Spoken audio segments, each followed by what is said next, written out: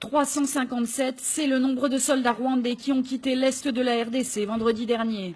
Selon Kigali, ces hommes faisaient partie d'un bataillon conjoint avec les forces régulières congolaises. Leur mission, sécuriser la région du Rutshuru, en proie à de violents troubles. Problème, si des opérations ont bien été menées avec l'accord de la RDC, celle-ci remonte à 2009.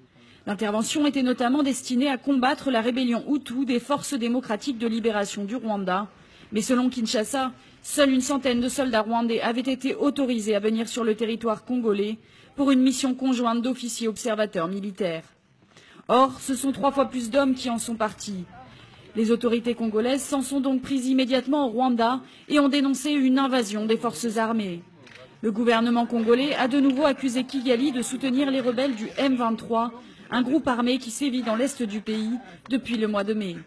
Des allégations que réfutent les autorités rwandaises, alors que les Nations Unies ont également dénoncé dès le mois de juin des connivences entre Kigali et les rebelles congolais.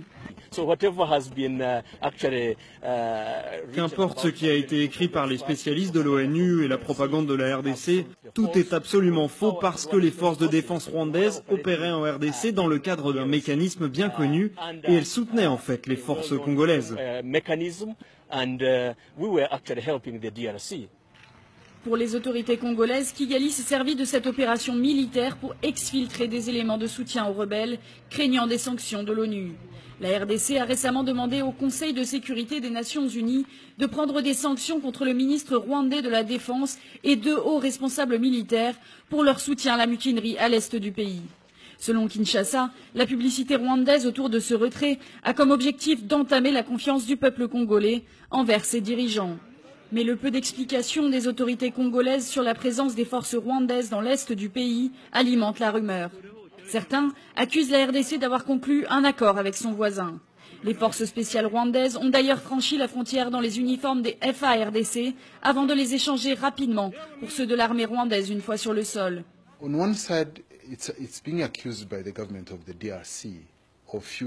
D'un côté, le Rwanda est accusé par le gouvernement de la RDC d'alimenter la rébellion, mais de l'autre, le gouvernement de la RDC ne dit pas à la communauté internationale, dont les Nations Unies, que les Rwandais étaient des partenaires pour assurer la sécurité dans le pays. Donc, la confusion dans les mots et les actions de la RDC pourrait ou non envenimer la situation. May or may not worsen the situation. L'opposition congolaise s'est en tout cas emparée rapidement du sujet. Lundi, plusieurs partis politiques ont signé une déclaration commune. L'opposition politique congolaise constate que la complicité du pouvoir en place avec les agresseurs est totalement établie, accuse le document. L'opposition a d'ailleurs affirmé vouloir faire comparaître le président de la République, Joseph Kabila, pour haute trahison.